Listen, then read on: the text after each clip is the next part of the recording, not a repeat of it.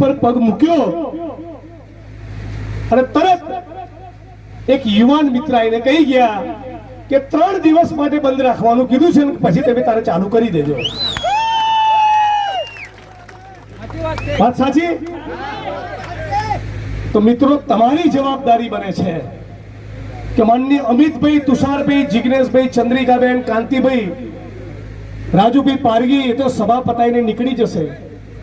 આપણે આપણા યુવાનોને બરબાદ થતા જો બચાવવા હોય તો આખા છોટાપુર જિલ્લાની અંદર જેટલા પણ કુટણખાના, જેટલા પણ જુગાર અને દારૂ અડ્ડા ચાલતા હોય, જેટલા પણ લોકો પેલા સ્કૂટી અને બાઇક લઈને મધ્યપ્રદેશના આટા મારતા હોય, એ તમામ લોકોનું લિસ્ટ બનાવો અને કોંગ્રેસ પાર્ટીના કાર્યાલય સુધી પહોંચાડો.